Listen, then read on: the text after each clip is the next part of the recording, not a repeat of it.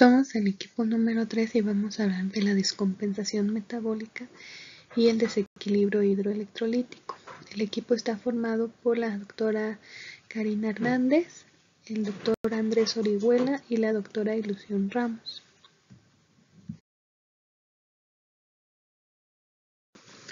El equilibrio ácido-base, pues esto tiene que haber una homeostasis, un equilibrio entre la producción y la eliminación del organismo. Entonces, las alteraciones del equilibrio ácido-básico pueden suceder con carácter primario, pero en general este va a derivar de la complicación de alguna enfermedad preexistente, ya que el normal funcionamiento celular requiere mantener la concentración de hidrogeniones de líquido extracelular en límites muy estrechos, dado que los procesos metabólicos generan gran cantidad de ácidos y por eso es que el cuerpo necesita neutralizar y eliminar los hidrogeniones para mantener constante el pH de este líquido extracelular. Y bueno, hay que ver el concepto de qué es un ácido y qué es una base. El ácido van a ser todas esas moléculas que contienen átomos de hidrógeno que pueden liberar iones hidrógeno en una solución. Y la base es el ion o molécula que puede aceptar un hidrógeno. El pH es definido como el logaritmo negativo de la concentración de hidrogeniones. Estos hidrogeniones van a ser de 40, no equivalente al litro, y el pH el logaritmo negativo. Y bueno, el pH va a ser inversamente proporcional a la concentración de hidrogeniones, y si el pH es bajo, la concentración va a ser alta de hidrogeniones, y si es un pH alto, la concentración va a ser baja de hidrogeniones.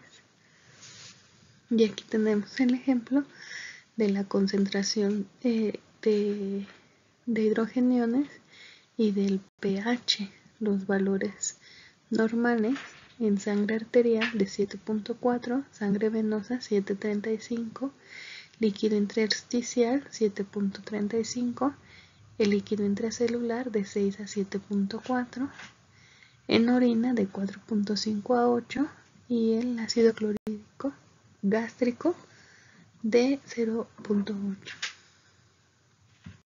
Bueno, los sistemas primarios que regulan los hidrogeniones es la amortiguación ácido-básica en los líquidos. Este es en segundos, se combina con un ácido base para evitar cambios excesivos en los hidrogeniones, no eliminan ni añaden hidrogeniones. La regulación respiratoria es en minutos y es la eliminación de dióxido de carbono. Y el control renal, pues va a ser más lenta, ese va a ser en horas o días y es un sistema regulador ácido-base más potente. La amortiguación ácido-básica en los líquidos, este es un amortiguador que va a ser cualquier sustancia capaz de unirse de manera reversible a los hidrogeniones.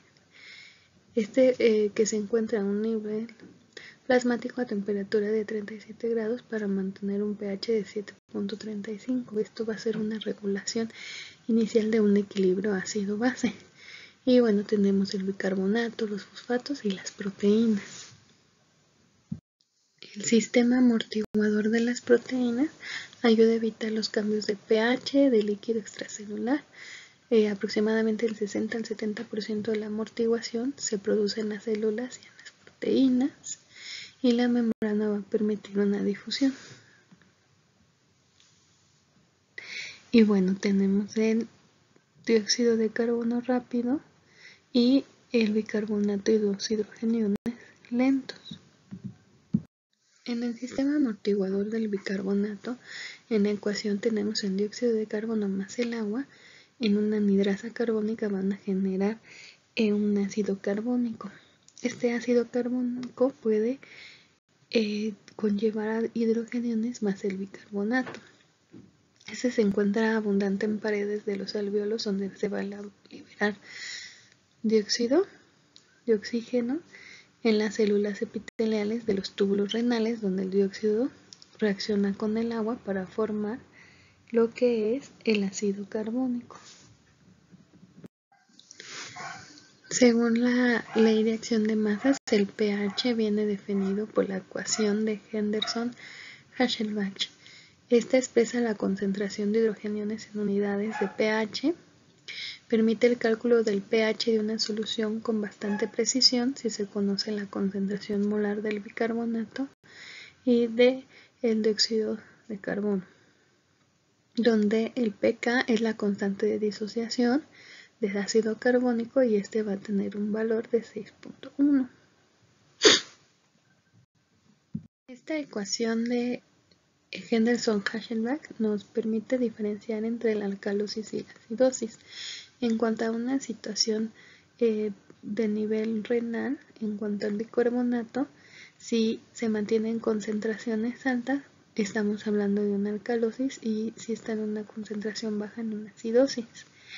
Y en cuanto al PCO2, en respiratorio, la concentración alta de ventilación, pero el PCO2 es bajo, hablamos de una alcalosis. En cambio, si son ventilaciones bajas, pero el PCO2 es alto, estamos hablando de acidosis.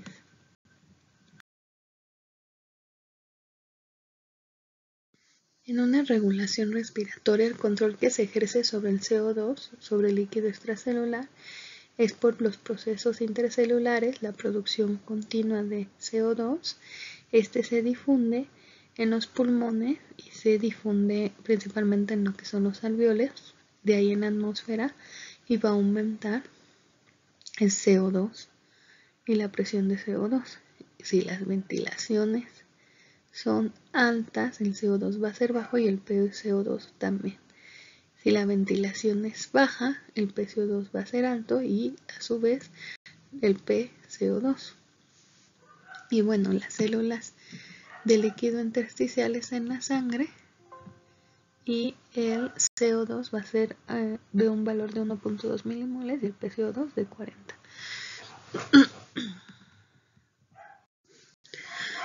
Una ventilación alta, si los hidrogeniones son bajos, si el pH es alto, el dióxido de carbono es bajo y la presión de dióxido de carbono es baja. Y bueno, una ventilación pulmonar baja, si los hidrogeniones son altos, el pH es bajo, el CO2 es alto y el PCO2 también es alto. La concentración de hidrogeniones va a estar influida en la ventilación alveolar. Si la ventilación alveolar está elevada de 4 a 5 veces sobre su valor normal,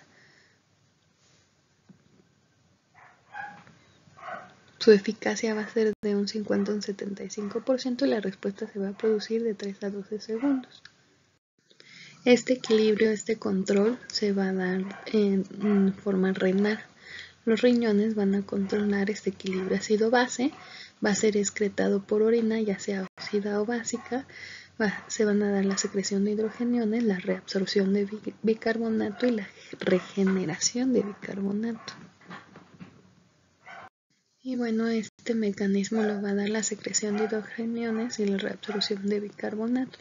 Por cada bicarbonato que se reabsorbe, se secreta un hidrogenión. Y bueno, se dice que este proceso se lleva a cabo en los túbulos proximales de un 80 a un 90%.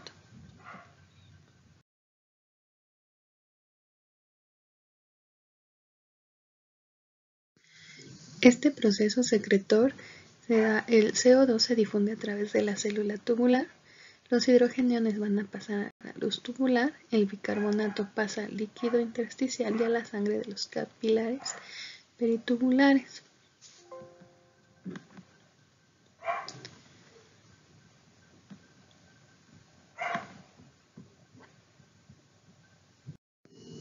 Por cada hidrogenio secretado hacia el líquido total, entra un bicarbonato en la sangre y la secreción de hidrogeniones es de 4.400 miliequivalentes al día y la filtración de bicarbonato es de 4.320 miliequivalentes día. Los hidrogeniones se mueven a través de la membrana luminal mediante el bombeo activo de hidrogeniones en el lugar de hacerlo por el cotransporte.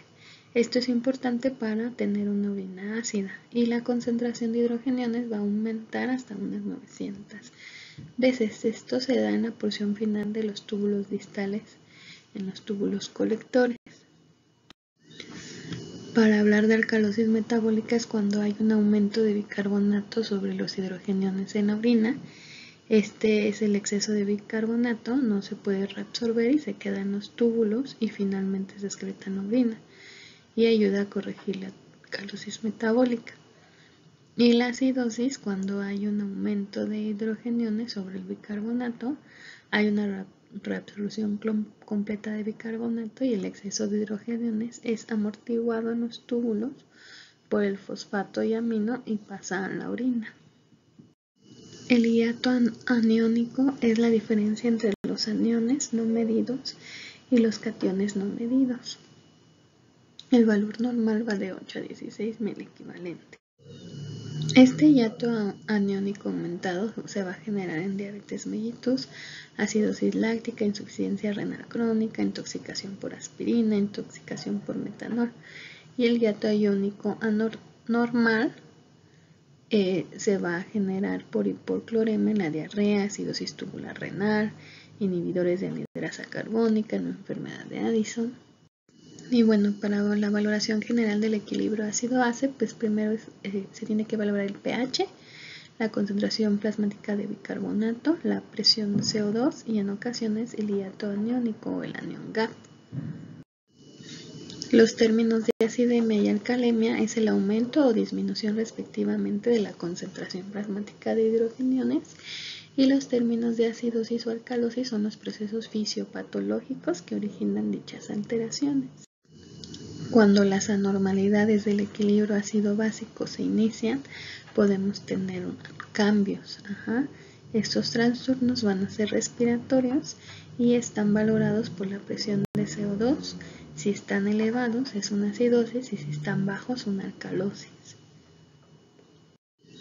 En cuanto a los términos del bicarbonato, estos van a ser trastornos dirigidos más a metabólicos. Si está alto el bicarbonato, una alcalosis, y si está bajo, una acidosis. Ahora vamos a hablar de la acidosis metabólica. Esto se va a generar por el aumento de hidrogeniones y una disminución del pH, la disminución del bicarbonato y una disminución del PCO2. Esta acidosis metabólica se va a inducir por una hiperventilación por estímulo de quimiorreceptores centrales y periféricos y se va a iniciar de 1 a 2 horas y se completa en un día.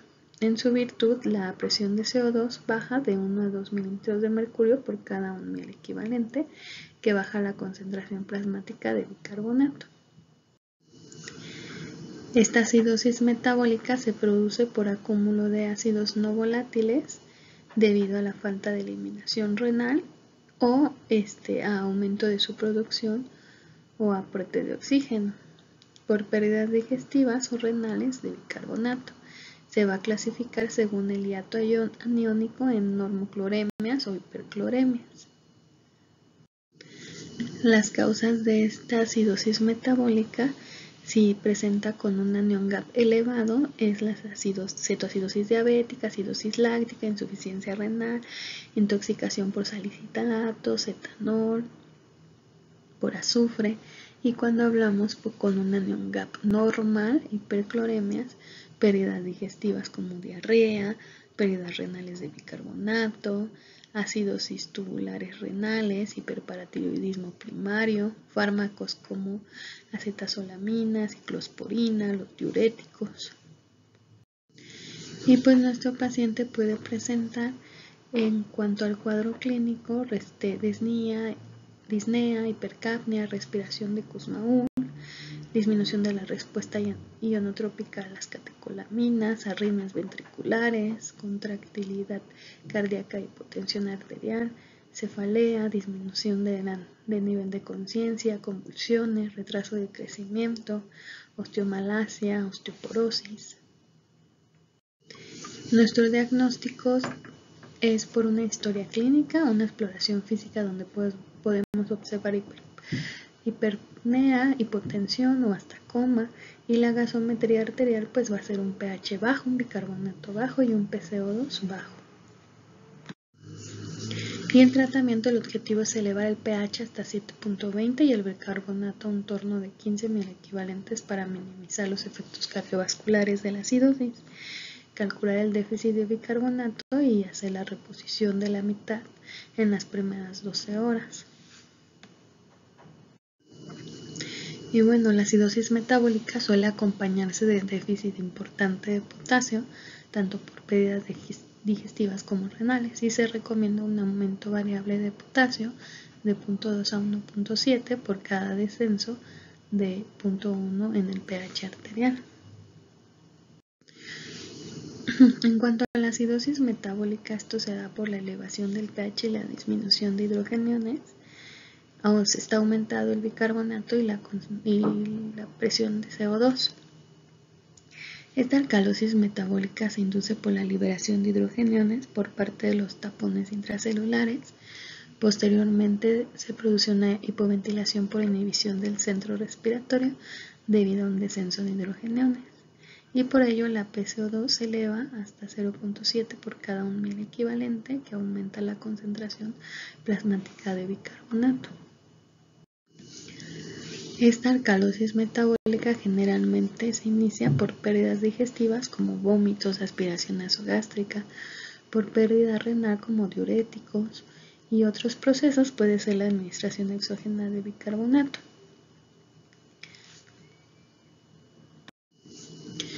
En cuanto a la etiología, en cuanto a las pérdidas de hidrogeniones como vómitos, antiácidos orales, diuréticos, dieta pobre en sal, hipercalcemia, hipopotasemia, síndrome de realimentación.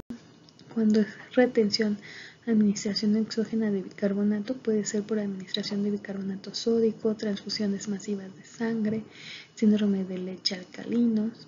Y cuando se trata de un grupo de alcalosis por contracción, son diuréticos de asa, pérdidas gástricas en pacientes con acloridia, pérdidas de sudor en pacientes con fibrosis quística.